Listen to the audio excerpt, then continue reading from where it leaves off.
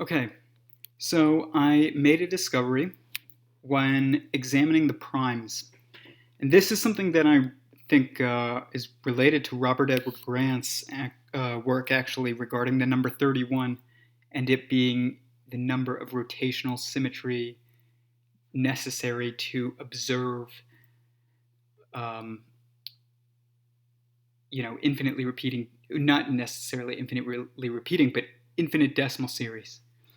And I uh, want to kind of show you what I found. So essentially, I was looking at prime numbers, and I have like primes over here and difference and count and all kinds of things. So when I was looking over here, I was examining the number 37, and I wanted to look at what number prime it is. And so basically, if we go here, we recognize that these two right here are a little bit different, even though I would consider them primes. They are outside of creation. And then everything below it is inside of creation. And what I did was I started looking at the number 37 because it's, it's just a very important number. 137 is the universal constant, approximately, and it's just an important number. And so when you look within creation and you get to prime 37, it is the 12th prime.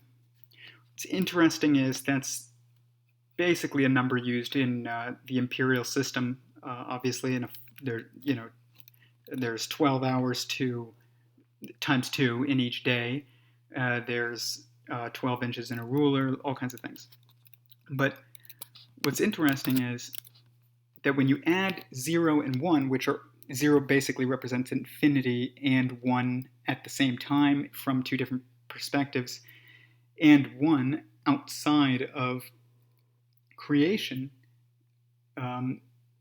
because all of creation and existence is infinitely growing. That's what the infinity of 0 represents. 0 is all the positive and negative numbers added together. And then you have 1 because existence is inherently 1. So it's an infinite oneness because it's growing infinitely and it's 1. And that's basically a superposition of the structure that is existence itself. Now, this is below that you have creation. And creation is within existence. But it's not all of existence because God always existed, so he wasn't created. He just always existed because space and time, space-time, did not exist before multiplicity. So when there was pure oneness of God, then there was no time. So it's inherently that he existed eternally, just by logic. So when we look at this, we get to prime 37. And I wanted to extend it out because I'm looking for symmetries, right? So I extended it out to 73. And what's interesting is that when you include within creation, actually, what's interesting is you get 33.9047619. I mean, this makes perfect sense according to my quantum of consciousness and my model of creation that basically states that God had to divide his energy into 3 and put 1/3 of it towards creation, and it would be basically an infinitely growing mechanism. And this lines up with my quantum of consciousness model, which is basically right here, which literally the highest value within it is 4, and it comes from the 4 fundamental perspectives of inside, outside, separate, and oneness, and then it takes place in a 9-dimensional event, basically is what's happening here, and it's adding when you go to the side and multiplying when you go up. So it's 3, 6, and 9. That's obviously like a Tesla prediction, and you've got very important numbers here: 24, 6, 2, and they sum to 33 as this basically like 1 plus 1 is 2, 2 times 2 is 4. It's just multiplying as it goes up, this and adding as it goes to the side. This is what I call stacking and replicating. And it basically is that one is the addition of information that wasn't already there through the summing of information that is already there, which is, addition. And then multiplication is just the replication of information that's already there. So this is basically mind. This is literally what's necessary for self-awareness, basically. It's what it represents. It's a 3x3 grid, and when a 3x3 grid looks in the mirror, what does it see? It sees 3x3. And what's 3x3? 33. And if this represents creation, because it's basically what a quantum of consciousness manifested is, then it makes perfect sense that it's also 33, because it's 1/3 of the energy of existence itself. So there's multiple symmetries going on here. People who are PhDs in mathematics will look at this and they'll be like, oh, yeah, it's a 3x3 grid summing to 33. So what? You found a trick in math. It's not relevant. Guys, those people are stupid. It's an extra arithmetic symmetry is what I call it, and it's very important. So Eric Weinstein talks about how he constantly talks about how it's important to know that there are certain structures, especially when discussing like a theory of everything, where the information contained within them is not enough to define them, essentially. And what this doesn't appear to be calculative when you say, oh, it's a 3x3 grid and it's to 33. There's no way to. Mathematicians will look at this and they'll say 33 is not 3x3, and like the reality is that it is. It's just they don't see the beauty of all this. But basically, you can see that this is a 9-dimensional event, and it comes from the 4 fundamental perspectives of inside, outside, separate, and oneness. And then they divide into basically like 6, because you get oneness within, oneness without, and singularity. So back to the primes. When we look within creation here, interestingly enough, we get 33.90. So 9 represents a complete event. 0 represents infinite growth. 4 represents complete awareness, essentially, like complete consciousness. And 7, there's 7 days of creation. 6 is what the quantum of consciousness, the 4 fundamental perspectives divide into 6, because essentially a duality of degrees of freedom leads to a triality in perspective, which is why we see triality manifested in mathematics. But Eric Weinstein, again, will say things like, triality is an illusion because one of them is an imposter. It's because really there's only 2 degrees of freedom, because, you can go to someplace new, or you can go back to some place where you already were, or some time, some location, some event. But you are always in the present. So you can move towards the future, you can go towards the past, but you can't go towards or away from the present, because you always are where you are, and you're always in the moment that you're in. So there's duality of degrees of freedom, but a triality of perspective that's manifested. They're locked in a superposition.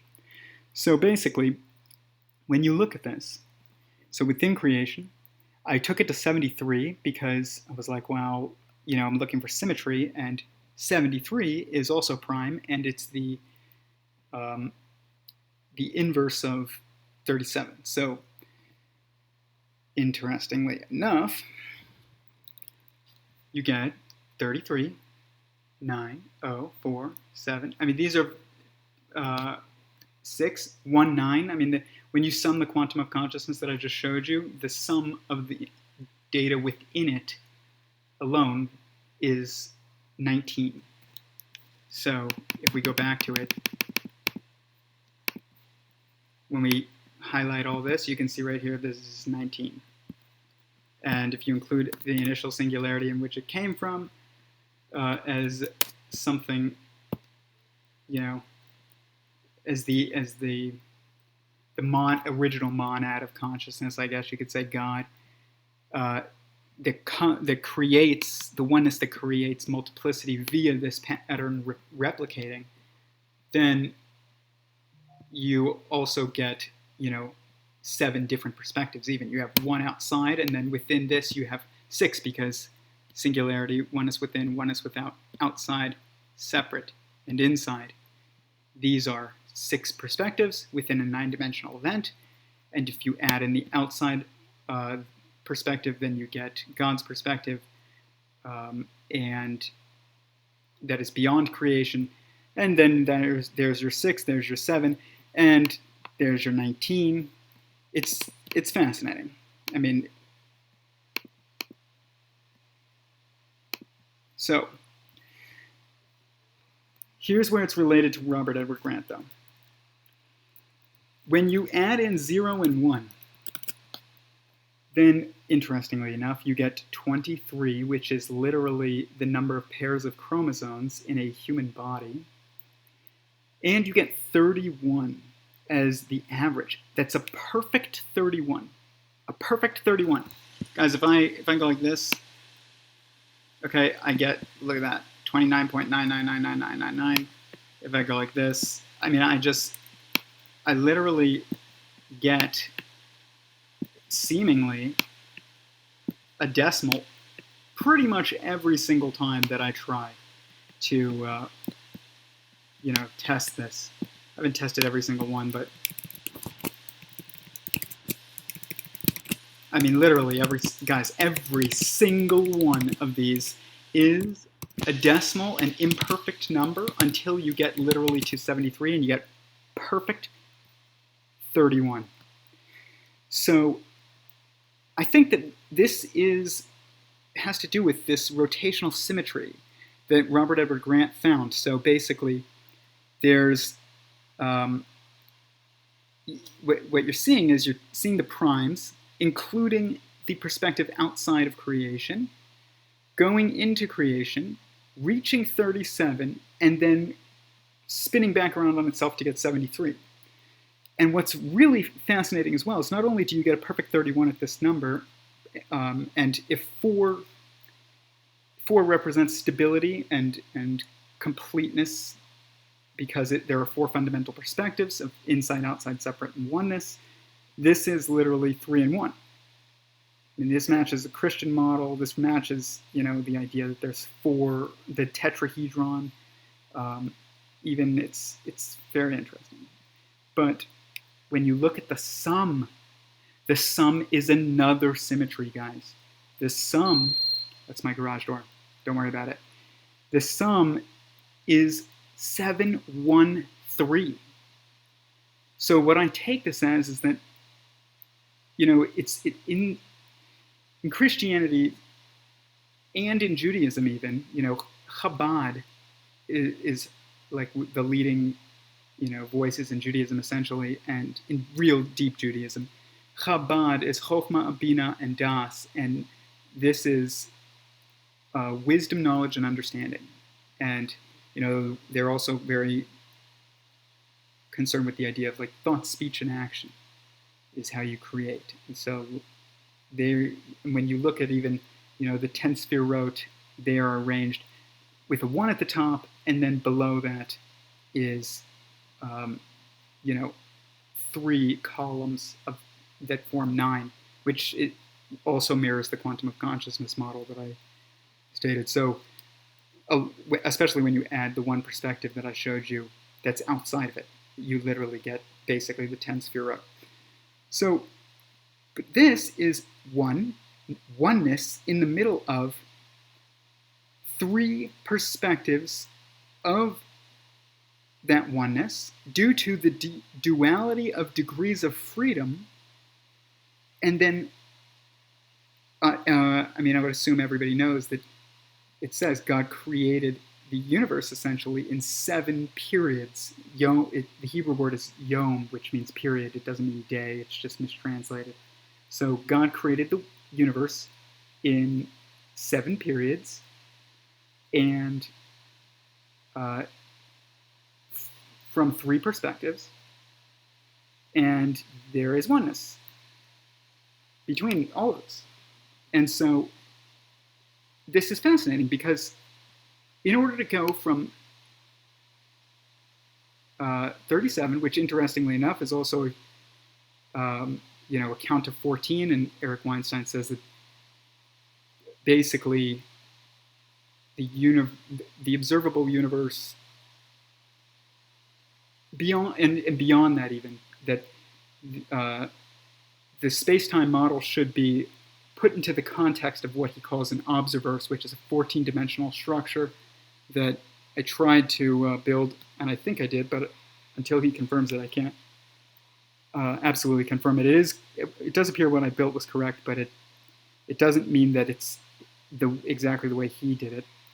14 comes up a lot, but 14 is the count in getting from infinite oneness outside of creation into creation at 7 and 3, which is triality or trinity of perspectives, and 7 periods of creation.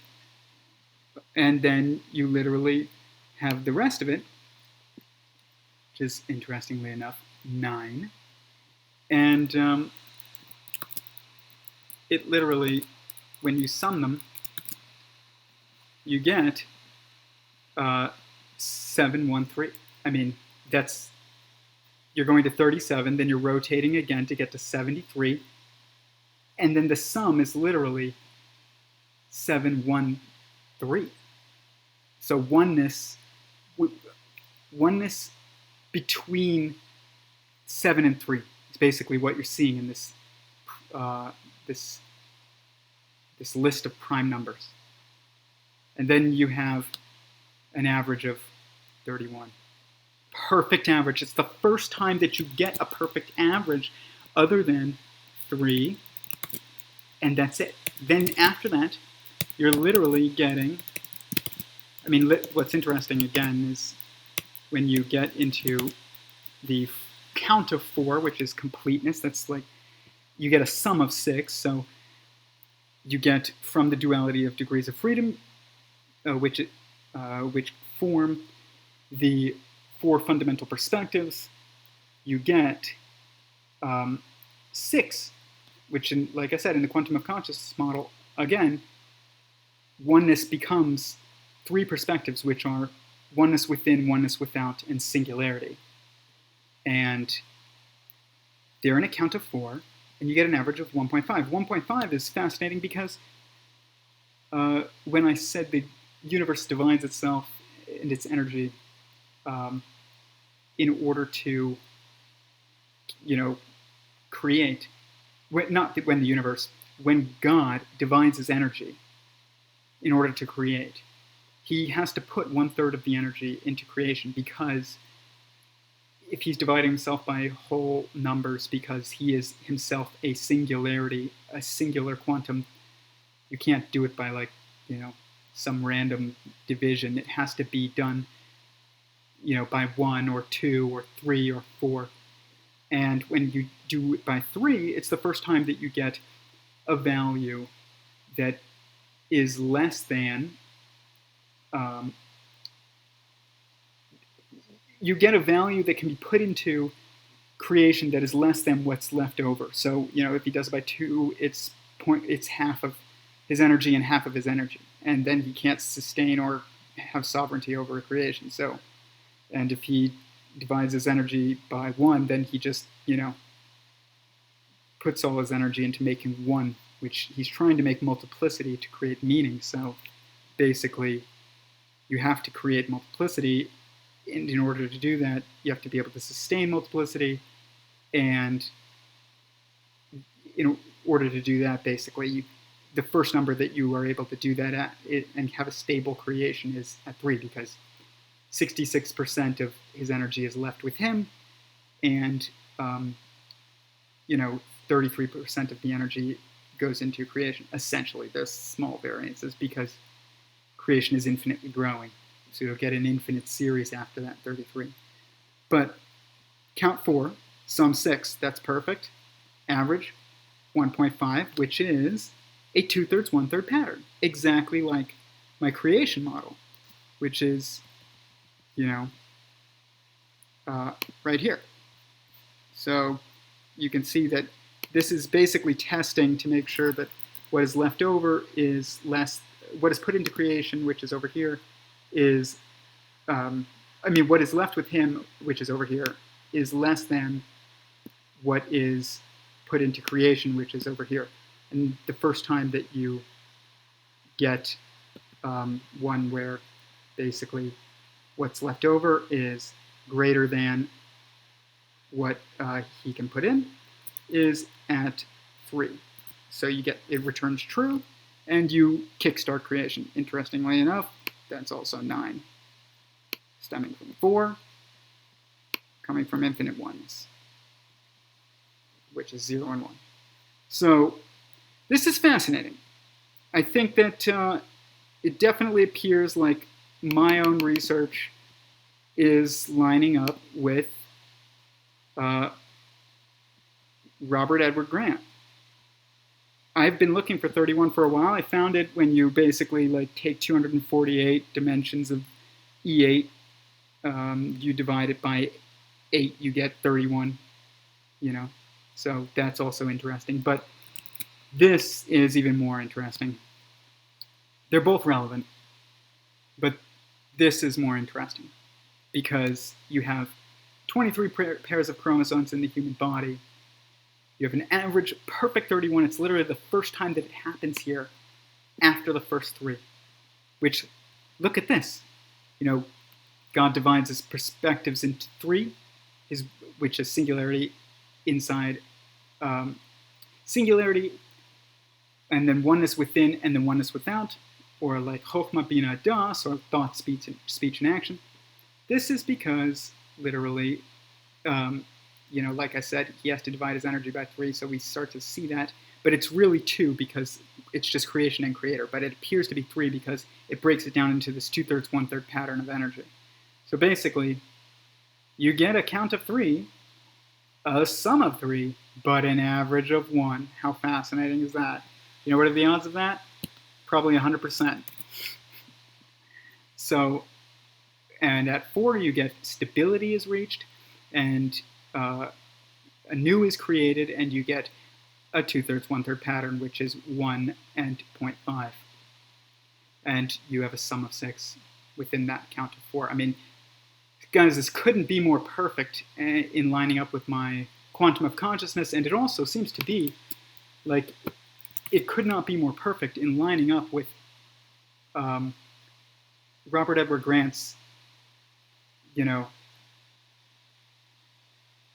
31-dimensional rotational symmetries to be able to perceive, I guess is the best word, any digit in an infinite decimal series. So,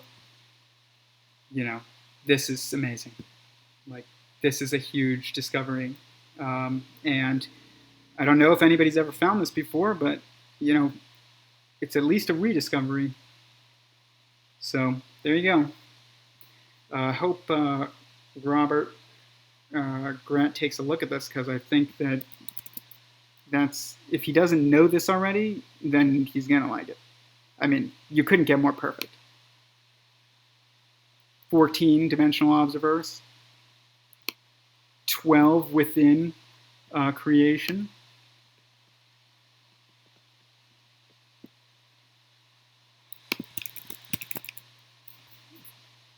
Count of 23, average of 31. That's amazing. You're basically going from 3 and 7 to 7 and 3, which is oneness within, 7 and 3. You have literally a triality of symmetry happening here within the sum, within the first, goal, and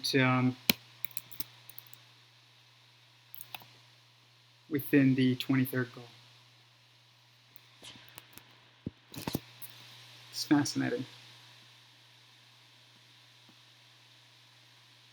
I mean, that makes perfect sense too. So that's literally perfectly consistent with my quantum of consciousness model.